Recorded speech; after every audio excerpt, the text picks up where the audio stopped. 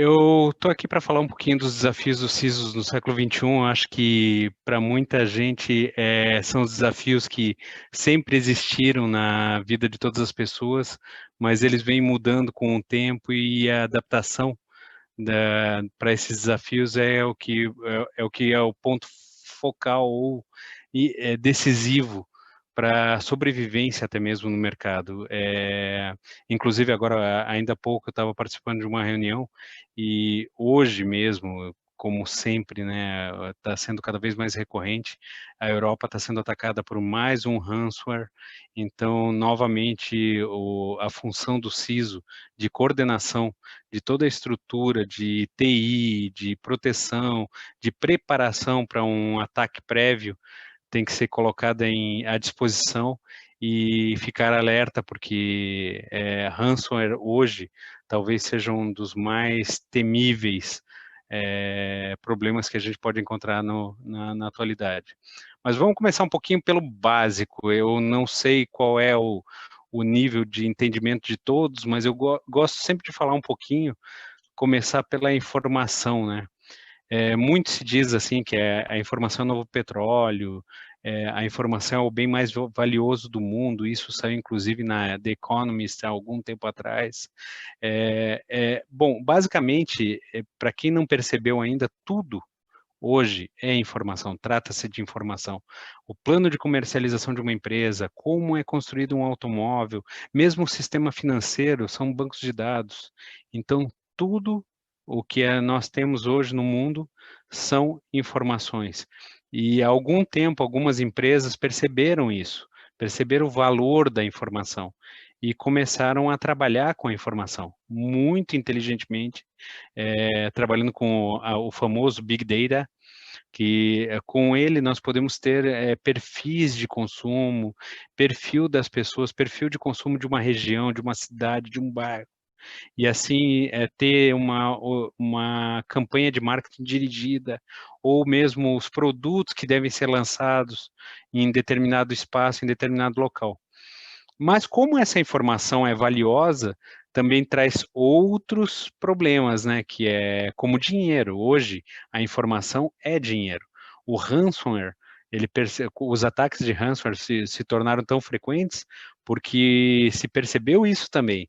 O sequestro de dados pode ser e é muito mais lucrativo do que qualquer outro tipo de sequestro que nós víamos no passado. Você sequestrar os dados de uma empresa que não tem backup. Backup é o básico, mas infelizmente nem todos têm. É uma empresa que não tem backup, ela acaba pagando. E o valor de dólares pagos por ano, anualmente, em casos de ransomware, é absurdamente alto. Chega na casa do bilhão de dólares. Muitas empresas pagam, muitas pessoas físicas pagam pelo simples fato de não possuírem backup e não tendo nenhuma garantia do retorno desses dados. Os dados, eles uma vez criptografados, uma vez sequestrados, não há nenhum tipo de garantia que o fraudador ou o criminoso ou o hacker, ele vai devolver esses dados. No caso do WannaCry, que foi o mais famoso e emblemático, assim, que eu acho que impactou muito, muito, muito, muito o mundo, inclusive muitas empresas do mundo foram muito afetadas por ele. Eles construíram uma página que existia um help, existia uma página de apoio àqueles que nunca tinham transacionado com bitcoins. Então, não trata-se de pessoas assim sem instrução. São pessoas com instrução e estruturadas. São organizações criminosas muito bem estruturadas e com uma infraestrutura muito boa por trás. E onde que estão essas informações, né? Eu sempre gosto de mostrar isso daqui, que existe muito misunderstanding na parte de baixo do iceberg, que a gente fala. Na Surface Web, você encontra as informações que são públicas. Essas do Google, do YouTube, de todas as redes sociais. Essas informações são públicas para qualquer pessoa que queira encontrá-las. A Deep Web que tem um misconception de Deep Web com Dark Web. A Deep Web não são informações ilegais. A Deep Web são informações que nós temos das empresas. Qualquer empresa que trabalhe com o Office 365, por exemplo, o Office 365 ele tem a capacidade de acesso de um ambiente externo à empresa, mas ele precisa de autenticação, usuário e senha. Então, dados médicos, o hospital também possui dados médicos e esses dados médicos são acessíveis de fora da empresa, mas precisam de autenticação, usuário e senha. Então, aqui é onde o CISO deve trabalhar. E por que tem esse cérebro aqui? Porque aqui também pode ser considerado um Deep Web. E eu diria que é mais fácil você encontrar a informação e conquistar a informação por aqui, através de técnicas de engenharia social, do que hackeando um sistema. A engenharia social, vocês vão ver ainda hoje nessa apresentação, eu incluí um videozinho curto que mostra que a engenharia social ela é muito efetiva, porque o ser humano, ela trabalha com princípios básicos do ser humano, que é ganância, ego, vaidade ou mesmo empatia. E nós temos a Dark Web. Essa, todo CISO tem que pelo menos ter uma ferramenta ou contratado alguém para monitorar, porque é aqui que se negociam as fraudes, aqui negociam-se os golpes, aqui é que eles começam a arquitetar os planos para os ataques posteriores nas plataformas das empresas.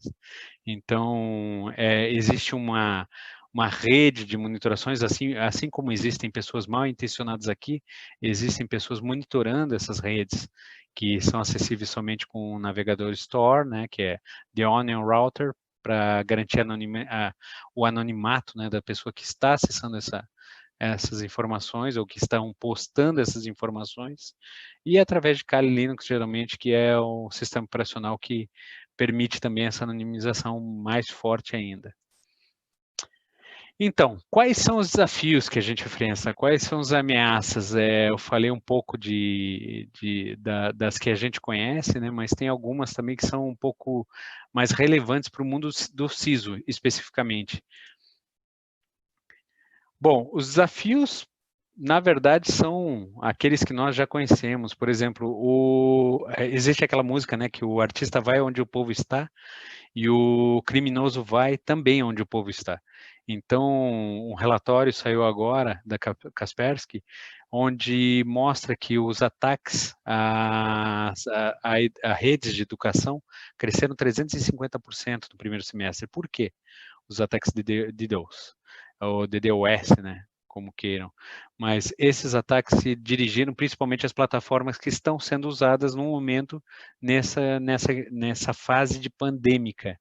Então, as escolas, as universidades, elas todas recorreram à educação online e os ataques de DDoS se multiplicaram nessas plataformas. Outra notícia também, que os hackers nacionais agora também fazem parcerias com criminosos de outros países. Eu acho que não é de hoje que isso acontece, mas cada vez mais os hackers eles estão se unindo globalmente para viabilizar ataques em países diversos, porque a informática não tem fronteiras. A tecnologia da informação não tem fronteiras, então o ataque ele pode se perpetrar em qualquer lugar do mundo e você não precisa geograficamente estar nesse lugar. Então, isso leva as pessoas a se unirem, os bandidos, né, a se unirem mais do que nós, que trabalhamos contra esses casos, eles se unem cada vez mais para perpetrar os ataques deles. Outras, campanhas de phishing, ainda muito efetivo o phishing. O phishing ainda continua sendo um dos principais golpes efetivos, golpes que correm por todas as empresas e todas as pessoas físicas também. O phishing ele é muito efetivo porque cada vez mais eles se especializam e cada vez mais eles utilizam plataformas que parecem ser as oficiais. e no final das contas a pessoa acaba clicando ou informando, transmitindo dados sensíveis pessoais para essas pessoas que coletam esses dados. O Brasil, ele há muito tempo, ele consta na top 3, na lista top 3 de cyberattacks no mundo. Até a gente pode dar uma olhada agora para ver se a gente mudou de posição ou não. Vamos ver como é que está a posição do Brasil agora. O primeiro lugar geralmente é a Rússia. Vamos ver se continua. Primeiro lugar em ataques. E o Brasil, segundo lugar em ataques. Estados Unidos geralmente é o terceiro. Não, quarto. Então deve ser a China que deve estar com a terceira posição. Então isso mostra assim o quanto nós estamos vulneráveis a ataque, quanto esses ataques são dirigidos ao nosso país. Então a função é aquela brincadeira, né? O Brasil não é para amadores. Isso cada vez mais se torna realidade. Por aí afora, existem ransomwares e ataques direcionados a telefones, a spywares. A câmera e o microfone dos telefones celulares hoje são uma fonte inesgotável de informação que pode ser adquirida sem que a pessoa perceba, porque são dispositivos, os celulares, os smartphones, hoje eles possuem aproximadamente 27 sensores, e esses sensores eles trabalham como a câmera e o microfone, eles trabalham ininterruptamente. E independente de você achar que eles estão desligados, esses sensores estão funcionando o tempo todo. Então, o criminoso ele pode instalar, através de aplicativos falsos, algum tipo de malware que utiliza o teu microfone, a tua câmera, para o que eles bem entender, né? Vamos lá, mais um pouquinho. Desculpa. Aqui a gente vai falar um pouquinho de, então, como que o CISO deve atuar nessas situações, tá? Primeira coisa, hoje em dia, mais do que nunca, o mercado não tolera mais um CISO totalmente técnico. Esse papel de uma pessoa extremamente técnica não funciona nas empresas. O CISO hoje, mais do que nunca, ele tem que falar a língua dos negócios. Então, a dica que eu dou para o CISO do século XXI é falar a língua do negócio. E qual é a língua do negócio? O Warren Buffett, ele colocou muito bem em uma das suas quotes, que a língua do negócio é financeira, é finanças, é dinheiro. Então, se você não conseguir transformar a sua necessidade em valores, ou mesmo transformar o risco que a empresa corre em valores, dimensionar isso de uma forma monetária, monetizar a segurança da informação e os riscos, o business nunca vai te dar a atenção devida. Então, acho que esse que é o principal ponto que eu gostaria até de iniciar com ele, porque esse é o ponto de chave para qualquer profissional de segurança da informação. Um segundo ponto é o mapeamento de risco. Isso acho que deveria ter na cartilha de todo gestor de segurança da informação e gestor de riscos, que é mapear todos os riscos do seu negócio, porque os riscos eles mudam de acordo com o business de cada empresa.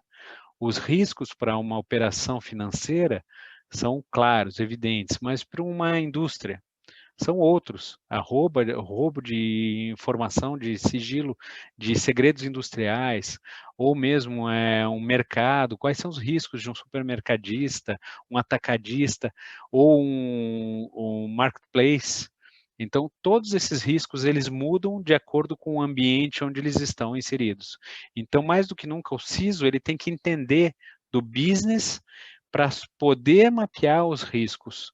Não é somente, eu tenho os riscos já da empresa anterior que eu trabalhei, eu vou aplicar aqui o mapa de riscos que eu tinha. Não, porque os valores, inclusive o dimensionamento desses riscos podem diferir. Às vezes, um risco numa indústria financeira para uma indústria de comércio, o mesmo risco nas duas indústrias tem valores distintos. porque no financeiro ele pode ter mais valor por ser um asset crítico da empresa. No comercial ele pode não ter esse valor porque não se trata de um asset crítico da empresa. Então, esse mapeamento é importante porque, através do mapeamento do risco, você consegue dar as diretivas de segurança, as diretrizes de segurança para você implementar no negócio. Depois desse mapeamento de riscos, eu acho que não adianta também você mapear os riscos e não deixar isso público para toda a empresa. Eu sempre digo que o trabalho do CISO não é único, não é sozinho. A área de segurança da informação de uma empresa, ela nunca será efetiva se não houver uma cultura de segurança dentro da empresa. Porque hoje, como eu falei antes, é muito mais fácil você adquirir informações sensíveis através de uma pessoa, através de engenharia social, do que através de sistemas. Então, não adianta você proteger todo o teu ambiente tecnológico e não ter a devida atenção das pessoas que trabalham sobre ele, porque são as pessoas. Tem muita discussão sobre as pessoas serem o elo fraco. Eu acredito que com um bom treinamento, com uma boa capacitação, as pessoas podem se tornar o elo mais forte que as empresas têm para a proteção dos seus dados. Então, o investimento na cultura de segurança nas empresas, através de semana de segurança, conscientização, palestras, isso é um investimento bom que é feito nas empresas, porque os vazamentos hoje, cada vez mais, os data breaches são por desatenção das pessoas, desatenção dos funcionários. Má intenção são geralmente os menores casos, são muito poucos casos, são por desatenção ou desconhecimento. Então, quando a pessoa desconhece o que é segurança, como deve se tratar a segurança dos dados, a segurança da informação, ela acaba cometendo algum deslize e vazando e deixando com que a informação saia da empresa, aquela informação que não deveria sair da empresa. Então, é muito importante, mais do que nunca, a pessoa, o CISO investir nessa capacitação como um todo e deixar isso, começa pelo board, pelo management board. Se o management board não tem a consciência da dimensão e da criticidade da segurança, abaixo disso nada vai funcionar. Então, o começo a criação da cultura de segurança tem que começar por cima e abranger toda a empresa, porque você nunca sabe onde pode estar a tua fonte de vazamento. E existem casos, inúmeros casos pelo mundo, onde a empresa que foi fraudada ou que teve os dados subtraídos, às vezes foram subtraídos por uma pessoa que se passou por zelador da empresa. Isso são casos verídicos que a pessoa entrou com um crachá de um zelador que se descuidou e entrou na empresa. Uma coisa também é a criação da cultura de segurança, eu sempre uso isso nas minhas palestras, que é interessante. Você quer entrar numa empresa? Claro que não nesse período de pandemia, mas antes da pandemia, ou talvez depois até, você quer entrar em alguma empresa de uma maneira legítima, passando pelos controles de catraca, de uma maneira muito fácil, vá nos restaurantes próximos a essa empresa e espere as pessoas guardarem a mesa. O que elas fazem geralmente? Elas guardam as mesas com o crachá da empresa. Ou seja, a única coisa que ela tem ali que para ela não tem valor algum é o crachá da empresa.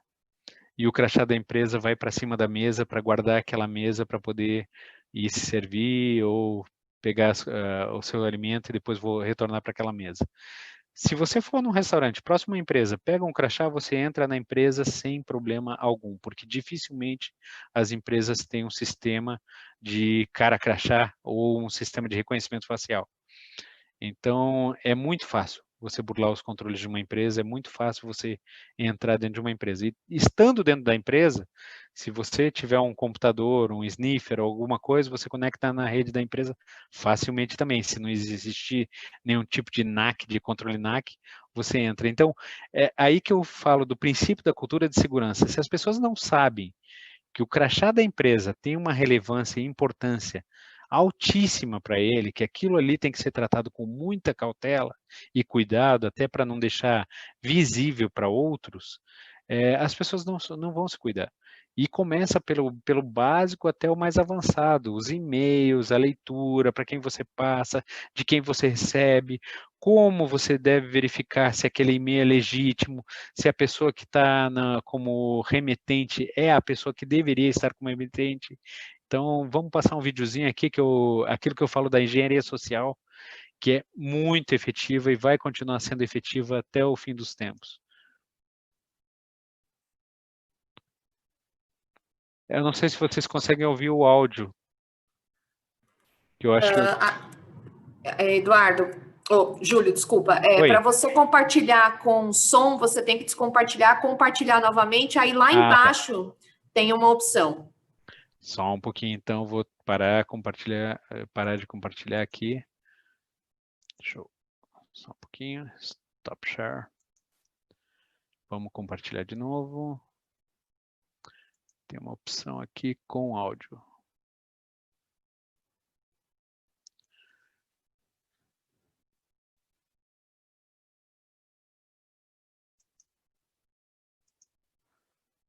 Ele não está aparecendo para mim com o áudio. Onde que está essa opção de áudio? Ele só me mostra Share Screen. Aí você seleciona Share Screen, aí você seleciona a imagem que você quer compartilhar, o arquivo que você... Tá. Aqui com a Share Computer Sound. Ok. Vamos lá, então, voltando. Vamos ver.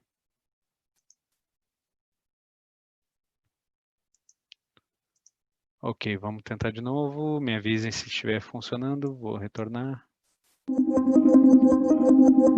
Funcionou? So I invited a few of the world's best hackers to try to hack me and show me where my vulnerabilities are.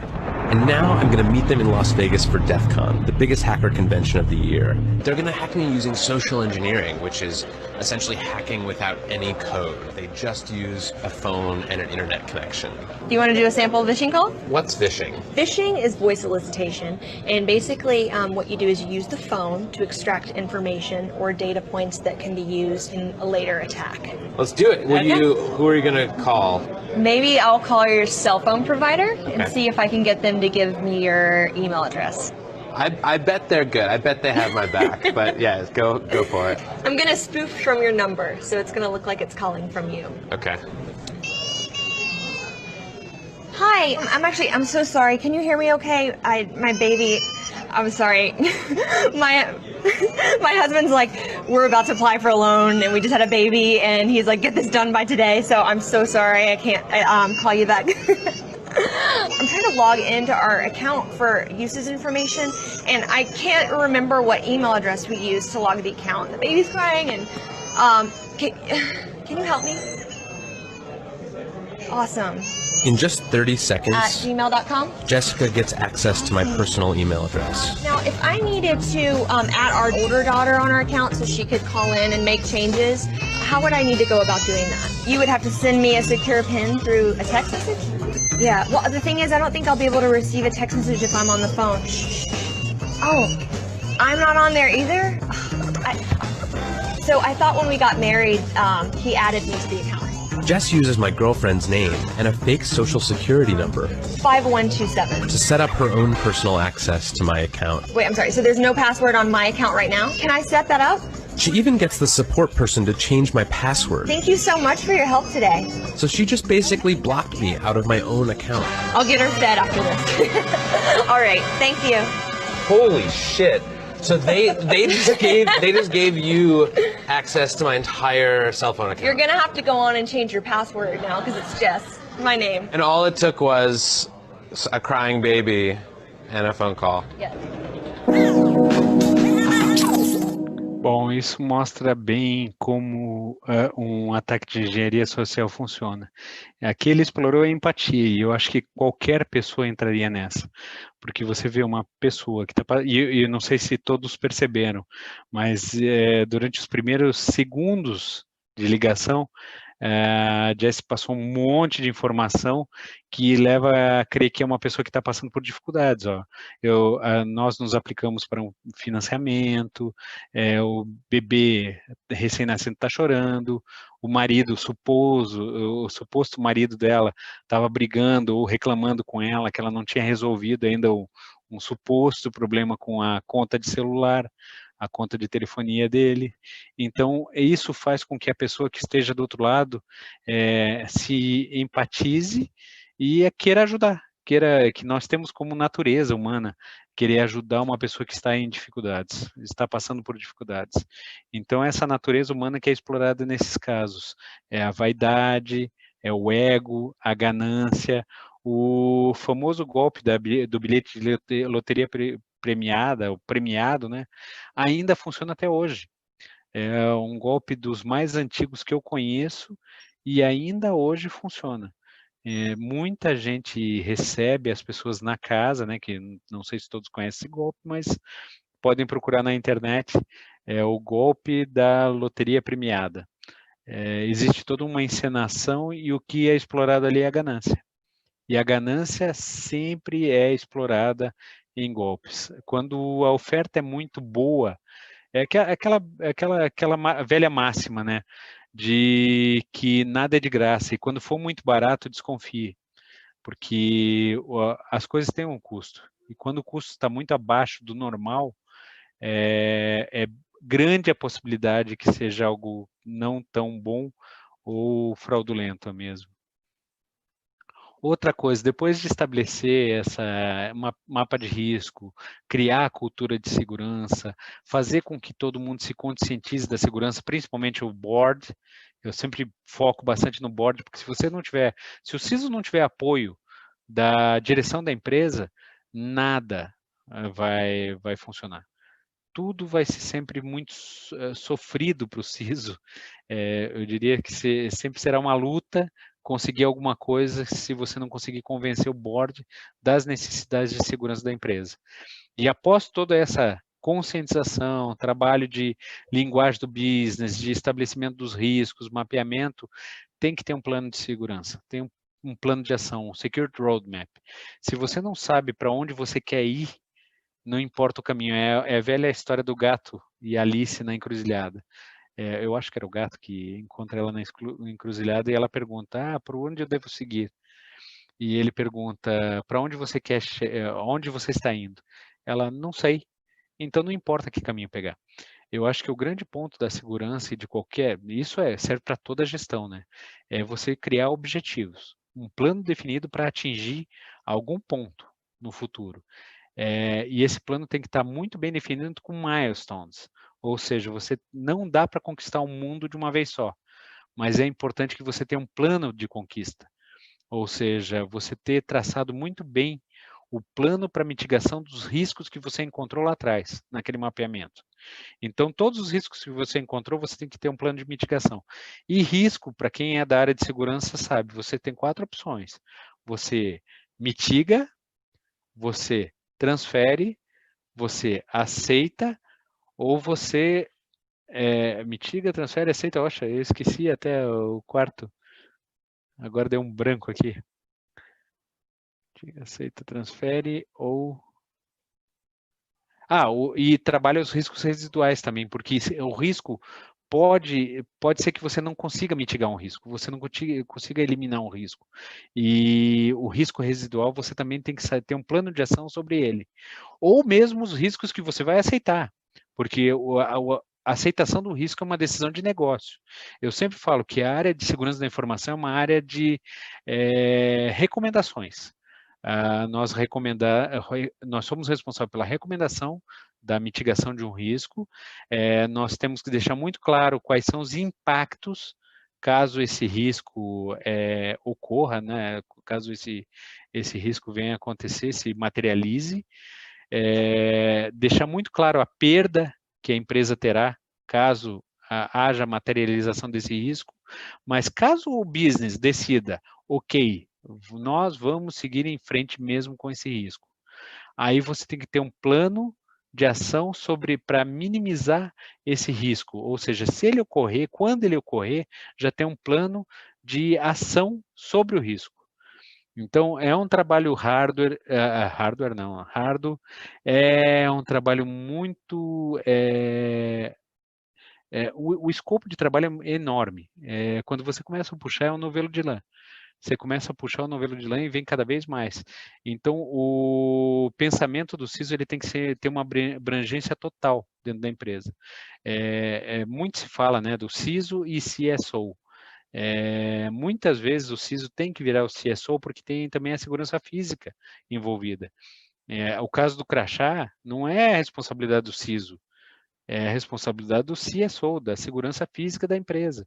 Então, acho que o grande ponto de um líder do século XXI é ter esse mindset de, não onipresença, eu diria, mas uma transversalidade na atuação dos negócios dessa empresa, porque tem que conhecer o negócio da empresa, tem que mapear os riscos, tem que fazer um plano de ação, tem que ter esse plano de mitigação, plano de transferência, plano de aceitação, o plano para lidar com esses riscos residuais. Então, planejamento, só pelo tanto que eu já falei aqui de planejamento, vocês podem ter a noção de quanto tempo a gente deve gastar, e na verdade, aquela velho clichê, né? O investimento em planejamento, porque esse investimento traz frutos futuros. Então, acho que o DevSecOps é uma coisa que também deve ser investida bastante. Eu tenho um plano para implantação e melhoria, né, do ambiente de DevSecOps na empresa, que se você começar a trabalhar o risco e começar a trabalhar a segurança da informação no início, no princípio de tudo, no desenvolvimento dos sistemas da empresa, a vida do CISO se torna muito mais fácil. Vamos lá. Outra coisa, defender o orçamento de cybersecurity. Então, a sequência aqui do que eu estou falando, uma se conecta à outra. Se o board souber e tiver toda essa capacitação em cima da importância da segurança da informação, quando você chegar na parte de orçamento, não vai ter problema. Ou seja, quando você tem um board que sabe a importância do investimento que se faz em segurança da informação, que muito se fala, né? A gente sempre opera o risco reputacional. Mas eu sempre também penso, poxa vida, teve muita empresa que foi vazada e nem por isso ela deixou de existir. Eu sempre bati bastante na tecla risco reputacional, a reputação da empresa. Até o jargão Secure Information, Protect Reputation, ou seja, garantindo a informação, protegendo a reputação. Eu gosto desse clichê porque eu me preocupo com a reputação da empresa. Quando sai um problema grave numa empresa, geralmente a perda, e eu estou falando dos shares, das ações dessa empresa, elas se desvalorizam 20%, 30% num dia. E 20%, 30%, dependendo da empresa, são bilhões de dólares. Bilhões de dólares num dia é a perda num caso de um risco reputacional. Mas isso, para chegar nesse ponto de você provar que a reputação da empresa é muito importante, que isso pode trazer uma perda financeira enorme, e para que as pessoas acreditem nisso, porque às vezes as pessoas, não, mas isso nunca vai acontecer aqui. Eu estava hoje num grupo, inclusive um grupo de CISO globais que eu participo, que as dores são as mesmas. Aí que você percebe que as dores são as mesmas. Lá ele tinha o CISO de um dos maiores fabricantes da indústria naval americana, da indústria militar naval americana, que trabalha com nada mais, nada menos do que a construção dos porta-aviões americanos, que são nucleares. Então, imagine a responsabilidade de um CISO que trabalha nessa empresa. E a gente estava discutindo budget hoje ao meio-dia. E as dores são as mesmas, porque mesmo a indústria militar, que tem todo um cuidado sobre a segurança, às vezes o CISO ele sofre para defender um orçamento. Então, o orçamento é uma coisa que tem que ser trabalhada, mas para trabalhar o orçamento e para garantir esse orçamento para cybersecurity, tem que ser trabalhado todos os pontos anteriores. Ou seja, quando você falar, olha, eu preciso de um investimento de segurança, porque nós corremos um risco alto aqui, as pessoas nem questionem. Ou fazendo o papel delas, fazendo o papel do CFO, questionar sempre, mas ele saber da importância do investimento para evitar uma perda. Como a área de segurança da informação, ela trabalha muito em background, onde nós não somos percebidos, ou pelo menos não tentamos não ser percebidos, a gente acaba fazendo um trabalho de economia para a empresa, ou seja, nós defendemos os assets da empresa para que não se perca valores. Ou seja, a perda de valores da empresa se dá com vazamento de dados, com vazamento de informação, com uma fraude nos sistemas da empresa, ou uma fraude nos processos da empresa.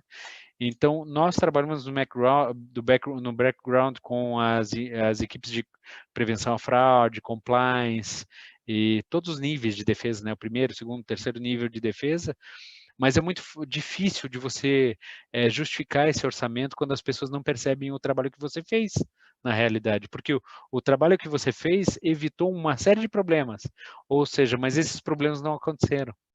Então, quando os problemas não aconteceram, parece que você não fez nada. Parece que a empresa está rodando bem, que nenhum problema foi encontrado. Então, por isso que eu falo que, desde o princípio, falar a língua dos negócios, criar a cultura da segurança na empresa, mapear os riscos e deixar esses riscos claros para o board, para todas as pessoas da empresa, trabalhar muito bem a cabeça das pessoas, para que todas tenham conhecimento sobre a segurança, da importância da segurança, aí o budget, a defesa do budget é muito mais fácil. E é aquilo que eu falo, né? Segurança não é barato se fazer segurança para uma empresa, principalmente quando você contrata ferramental. As ferramentas de segurança, elas têm um valor muito alto.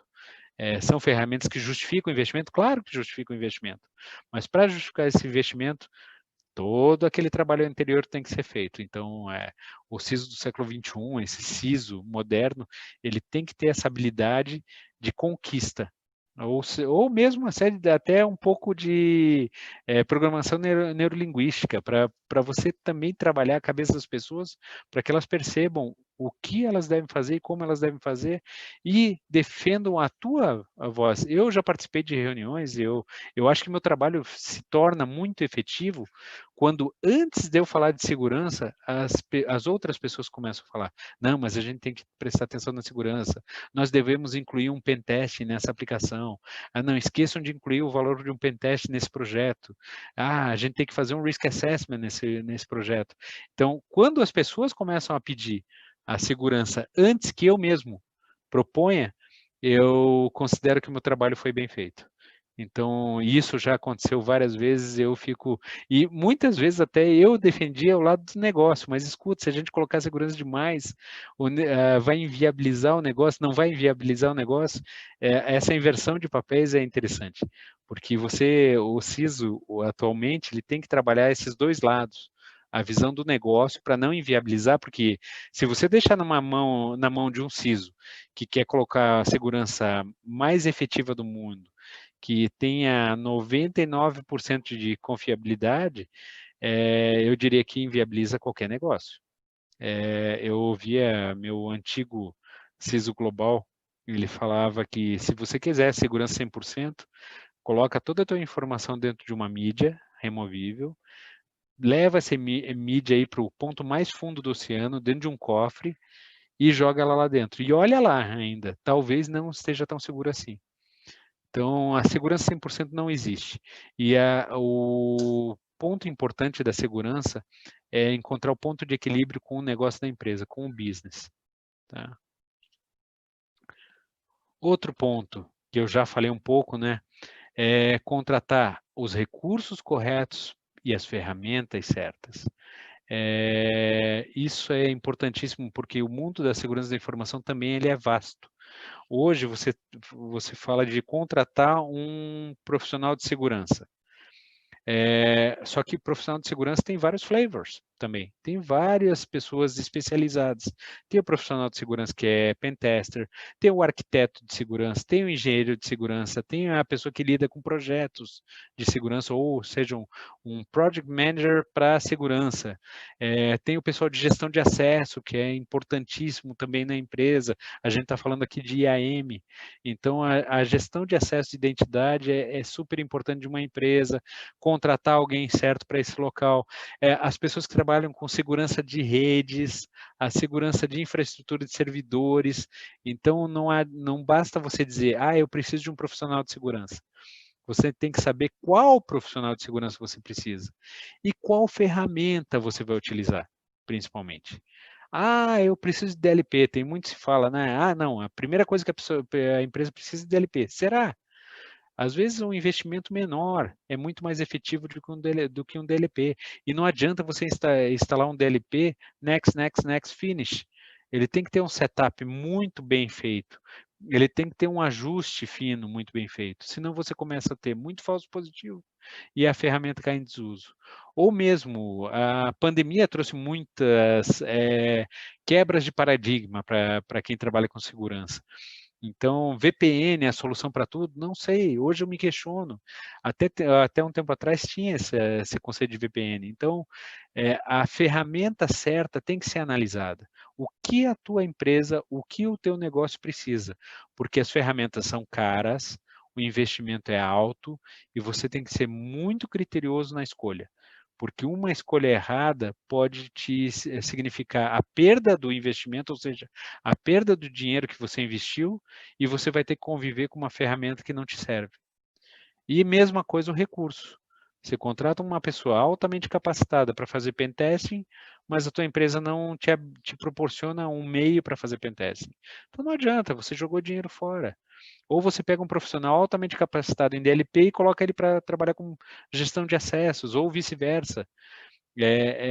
O recurso certo para o trabalho certo, a ferramenta certa.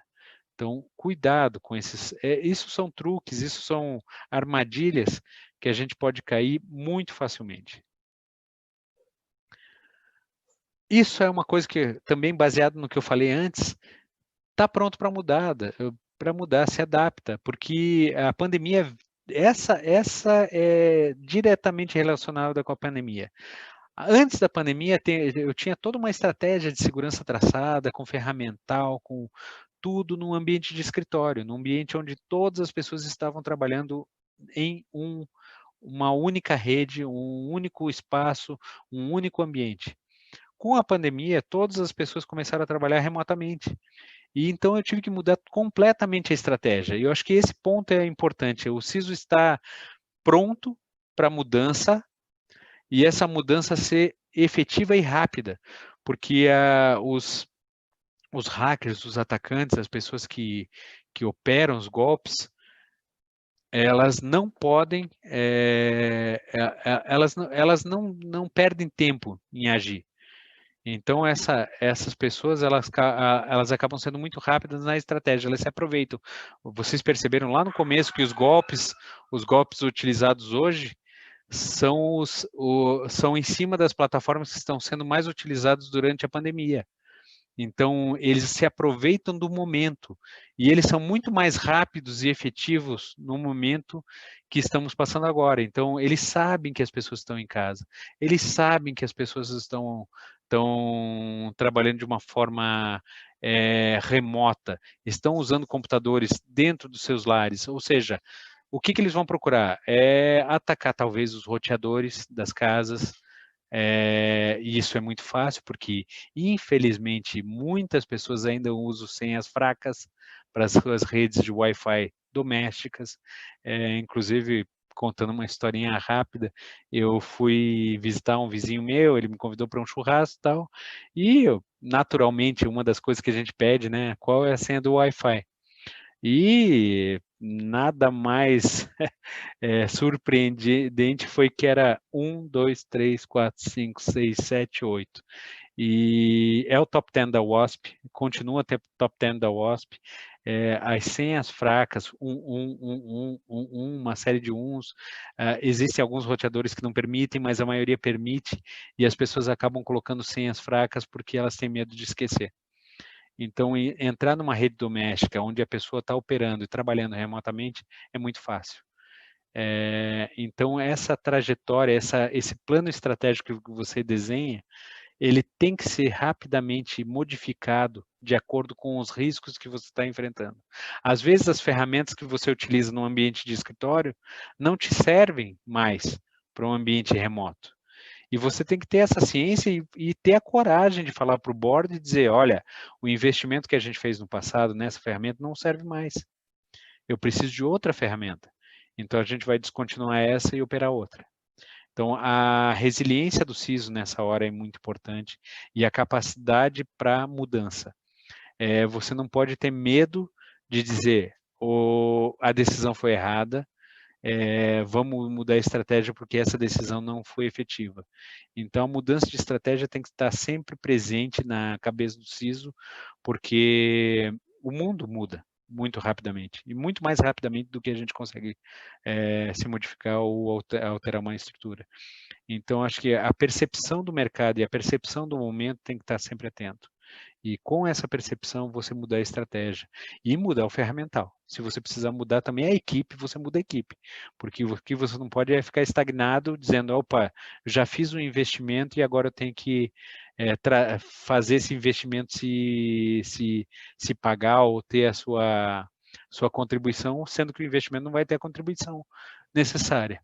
Então, estejam atentos para a mudança. E, por último, não menos importante, uma rede muito boa de relacionamentos, porque as dores são as mesmas, aquilo que eu falei. Eu estou participando de fóruns globais de liderança de CISOs, e como eu falei para vocês, as dores são as mesmas. Aqui na Índia, na China, na Malásia, na Colômbia ou nos Estados Unidos, eles passam pelas mesmas situações. O Brasil é ainda um país assim que se destaca na parte de ataques, né? Como eu mostrei antes, segundo lugar em ataques cibernéticos. Então, a gente tem nós temos que nos adaptar com a realidade que nós vivemos. E aquela velha história, aquela velha máxima de o Brasil não é para amadores, funciona também para a cibersegurança. Porque aqui o fraudador, ele vive pensando em fraude. É aquilo que eu sempre comento com as pessoas, né?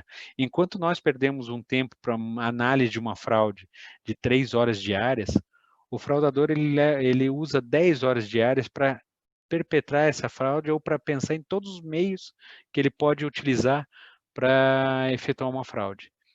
Então, aqui é um país assim que não trazendo uma crítica, porque poucos países do mundo têm uma legislação tão efetiva com relação a cybercrime quanto o Brasil, mas, ao mesmo tempo, o cybercrime no Brasil, ele não além de não ser facilmente provado, e, na verdade, você tem que ter uma prova muito forte para acusar alguém de cybercrime, é muito difícil de conseguir essa prova, os fraudadores, geralmente os bandidos, eles sabem se esconder muito bem, e mesmo que você prove, a legislação ela não é tão forte em cima do cybercrime, ou seja, dificilmente a pessoa irá presa efetivamente, porque são crimes que não são crimes violentos.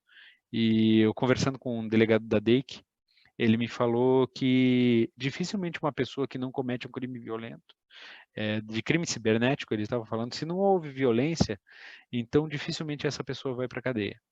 Então, por isso isso é um ponto que talvez no futuro mude, eu acredito que vai mudar sim, porque mais do que nunca as fraudes, inclusive em eleições e tudo mais, elas ocorrem e isso está chamando a atenção cada vez mais da sociedade. Então, a sociedade em si vai, em algum momento, vai requerer penas mais duras para esse tipo de crime.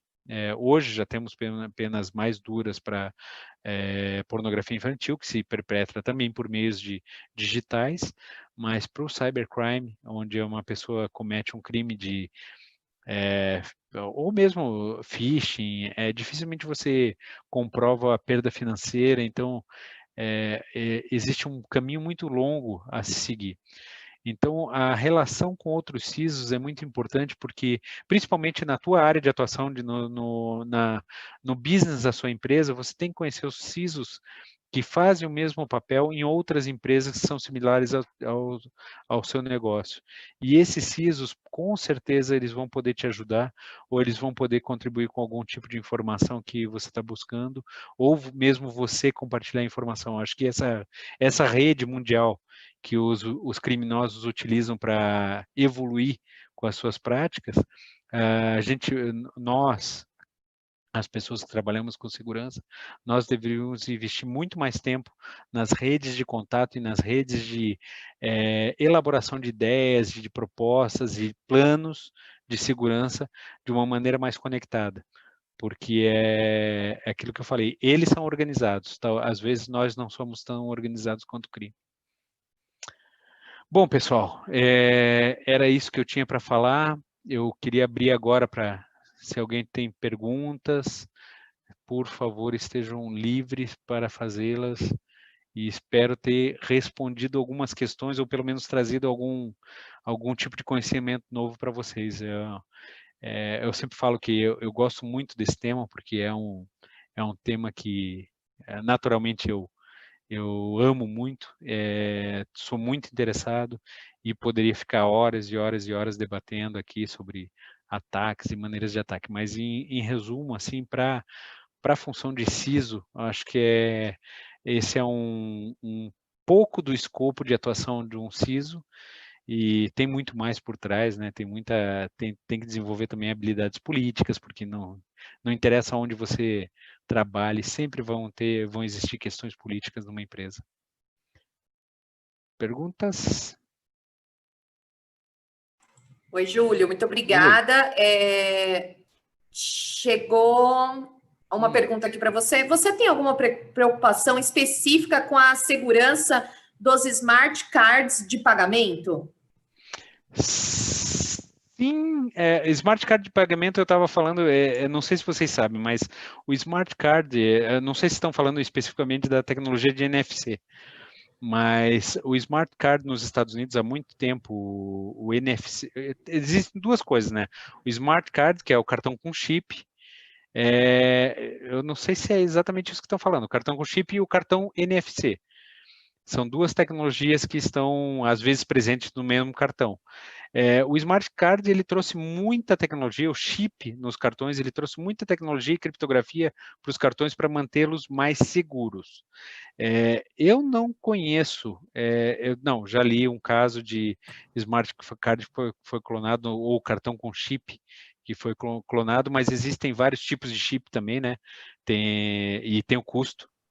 São vários chips que você pode colocar em um cartão e cada um tem seu custo. Tem os mais específicos e mais seguros e os menos seguros. NFC é um problema. NFC, sim, eu vejo um problema em cima de NFC, que é a detecção e rastreio desses dados, porque nos Estados Unidos, quando eles começaram com a tecnologia NFC, e foi muito antes do cartão chipado, havia muito caso de roubo de cartões, porque os cartões dos Estados Unidos, até $50, não há necessidade de senha para você utilizar o cartão. Então, você precisa só das informações do cartão. E construíram nos Estados Unidos os chupa-cabras, né, de cartão. Você não precisa nem estar próximo da pessoa, que o NFC, apesar de ser near, não é tão near. Eu conto uma história uma vez que eu estava num Subway, e tinha acabado de fazer meu sanduíche no Subway lá, e o meu cartão, eu tenho uma conta nos Estados Unidos que era NFC já. E eu não tinha, era o primeiro cartão NFC que eu tive. Quando eu estava chegando perto do caixa, a moça do caixa perguntou, você é o Júlio Padilha? Eu disse sim, mas nem me toquei do que ela estava falando. Aí quando eu comecei a tirar minha carteira do bolso, ela falou, não precisa, tá pago já. Eu disse, como assim? Não, eu detectei aqui seu cartão e você já pagou a sua conta. Eu não precisei digitar senha, não precisei inserir o cartão, não precisei tirar a carteira do bolso. E há algum tempo lá nos Estados Unidos eles começaram a vender carteiras feitas de metal, para você colocar os cartões NFC dentro dessas carteiras de metal. Então, a tecnologia do Smart Card, não sei se é essa a pergunta, desculpa se eu estou falando de outra coisa, mas o Smart Card especificamente, do que você está falando? Do cartão com chip, do NFC? De qual tecnologia? Você sabe dizer, Alessandra? Peraí. Que o cartão tem várias, né? E NFC. agora a gente tem... NFC. NFC, Isso. então, NFC sim. O NFC, ele tem uma certa deficiência, sim. Então, o NFC nos celulares, ele é um pouco mais seguro, porque ele só ativa quando você ativa ele, mas no cartão não. No cartão ele está ativo o tempo todo. Na verdade, ele é um NFC passivo, mas se você encostar o mecanismo de leitura, ele vai ler. Ele vai ler esse cartão.